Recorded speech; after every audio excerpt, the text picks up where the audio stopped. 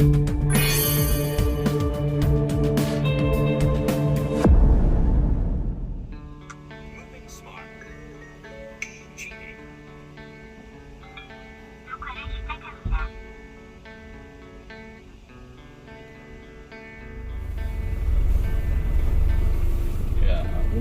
짐이 별로 없네. 훌륭하네, 훌륭해. 안녕하세요, 트럭커맨입니다. 오늘은 4월 18일 월요일입니다. 오늘도 화성 남양에서 서울 용산 들어가는 가구짐을 상차했는데 오늘은 3.5톤 배차 받고 왔는데 양이 2.5톤 밖에 안 되는 것 같아요. 오늘도 짐이 별로 없습니다. 가구인데 근데 단가는 좋게 나왔어요. 오늘은 사다리 작업을 안 합니다. 다행히 가면 바로 내리고 나오면 지금 예상 시간은 제가 봤을 때는 7시 15분 지금 출발했는데 9시 좀 넘으면 아니면 9시쯤 도착할 것 같아요. 서울이라 이제 시작입니다. 이제 정체가 22km 남았는데 이제 1시간 가야 됩니다. 1시간. 여기 참 월요일날은 원래 서울에 들어오면 안 되는데 월요일날이 의외로 일이 없어요. 일이 많이 없어서 9시 넘어야 뭐 일이 이제 슬슬 올라오는데 좀 아침에 일찍 움직이려고 그래야 한탕이라도 더 버니까. 오늘 좀 말씀드릴 내용은 뭐냐면 화물업을 좀 새로 시작하시는 분들이 많이 질문을 좀 해주신 부분 중에 하나예요. 이거는 윙바디 3.5톤 윙바디에 대한 장점과 단점이 뭐냐, 이거에 대해서 좀 많이 문의를 주셨어요. 그래서 뭐 유선통화로 말씀을 드린 분들도 계시고 메일로 보내드린 분들도 계신데 이제 그런 거를 이제 좀 종합해서 한번 말씀을 드리려고 오늘은.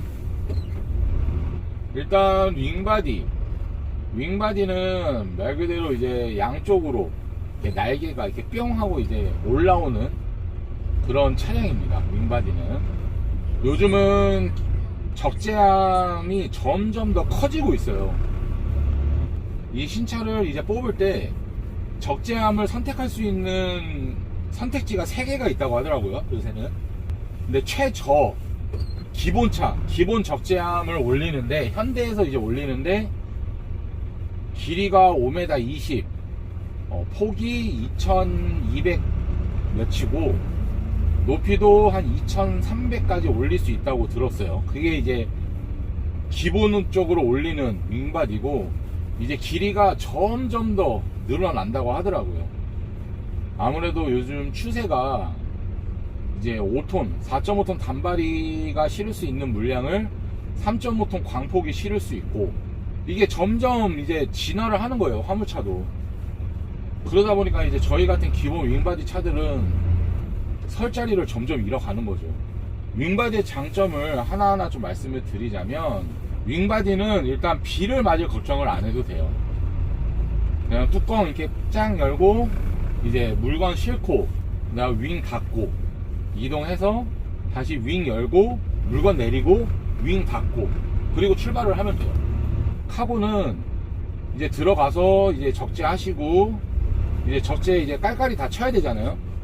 거기에 이제 방수 갑바까지 다 치셔야 되고 이제 비도 다 맞으면서 그런 거에 비하면 비 오는 날 같은 경우에는 윙바디는 진짜 좋아요. 뭐 비 맞을 걱정 뭐 어느 정도는 맞겠지만 뭐 짐을 상차하고 하차하는 데 있어서 비 맞을 걱정은 솔직히 안 해도 되고, 그리고 짐이 깔끔하다고 해야 되나? 깔끔한 게 이제 짐의 이제 형태가 깔끔한 부분도 있지만 기본적으로 이제 외부에 이제 노출이 되면 안 되고 그리고 좀 보호를 받아야 되는 화물들이 있다 보니까 짐이 깨끗해요. 이게 위생적으로도 봐도.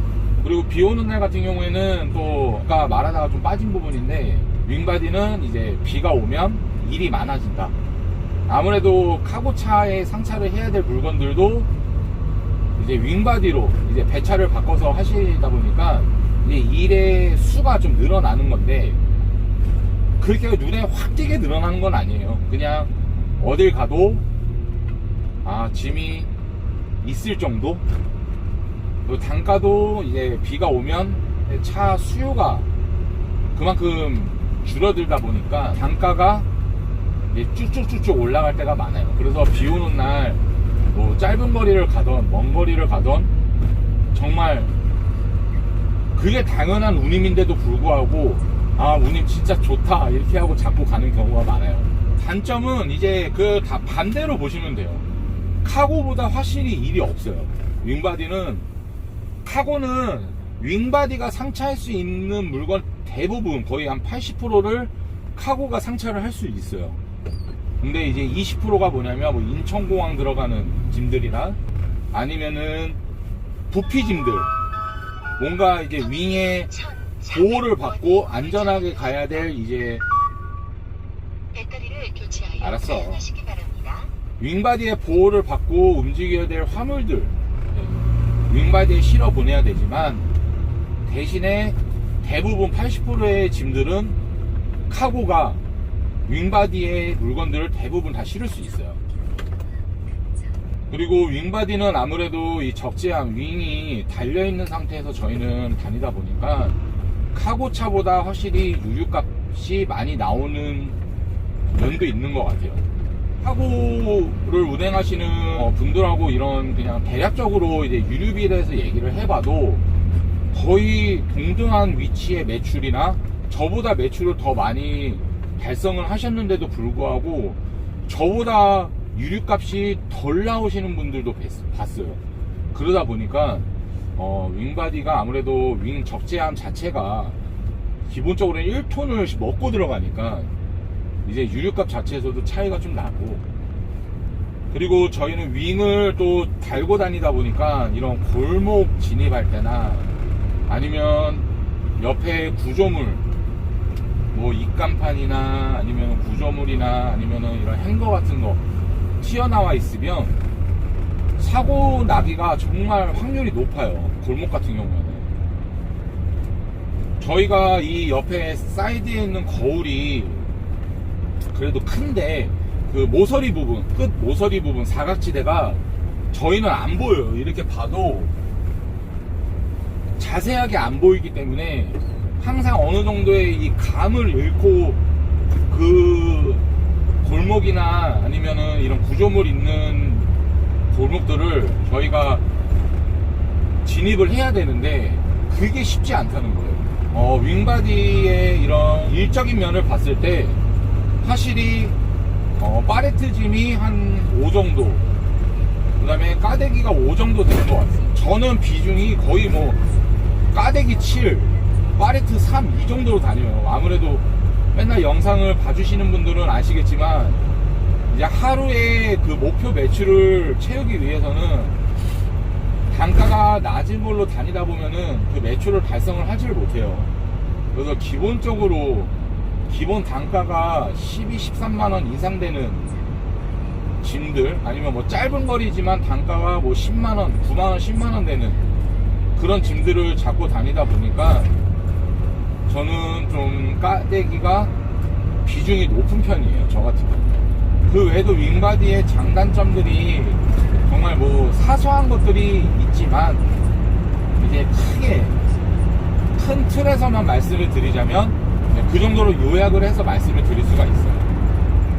화물 운송업을 시작하시려고 하는 분들은 정말 제가 항상 저한테 문의를 주시는 분들께 항상 하는 말이 있는데, 그게 뭐냐면 꼭 윙바디가 됐던 카고가 됐던 어떤 차가 됐던 간에 꼭 선탑을 해보세요.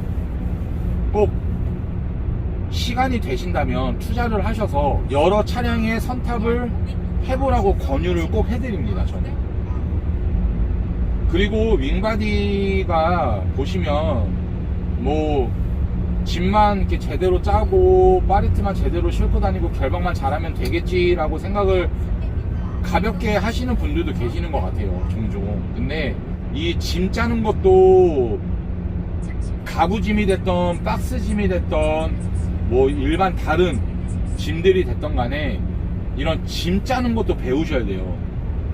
짐을 한번 잘못 짜게 되면 이 윙이 양쪽에서 잡아준다 한들 짐이 이렇게 무너질 수도 있는 경우가 많거든요. 그렇기 때문에 짐 짜는 것도 배우셔야 되고, 파레트 짐들도 종류가 정말 많아요. 박스 파레트 짐들도 이쁘게 잘 쌓아가지고 랩핑까지 잘 감아놓은 짐들이 있는 반면에 정말 말도 안 되게 짐도 파레트에다 적재해 놓은 짐들도 엄청 많아요. 기계짐들도 엄청 많아요. 기계짐은 또 윙바디 단골짐이거든요.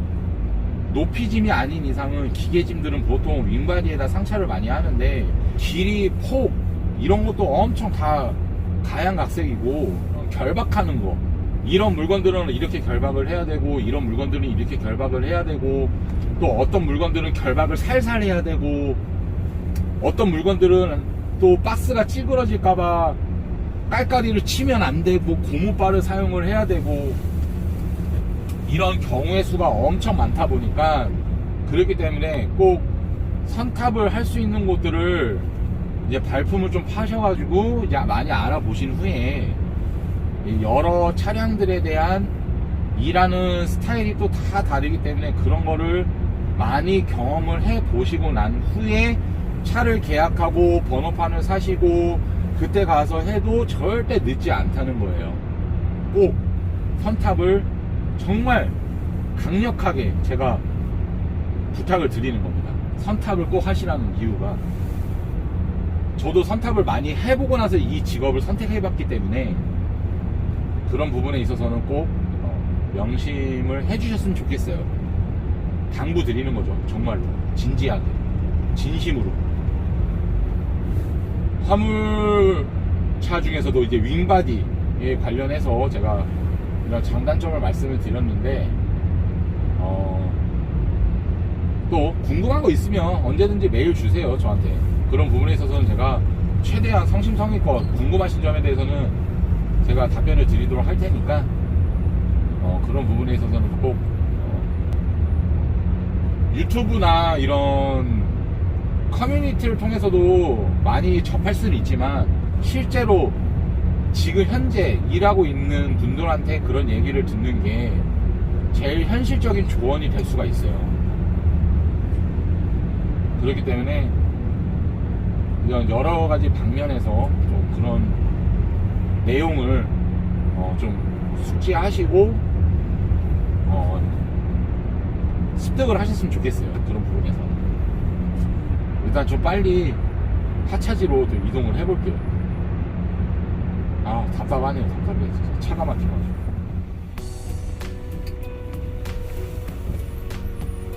안녕하세요.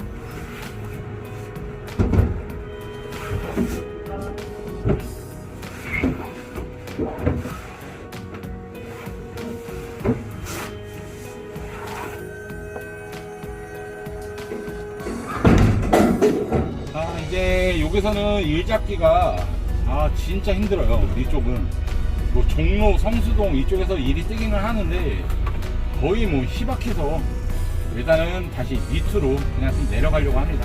지금 내려가도 11시가 안 되니까 그 전에 뭐라도 하나 잡을 수 있지 않을까 해서 일단 한번 내려가 볼게요. 오늘 영상은 여기서 좀 마무리를 하겠습니다.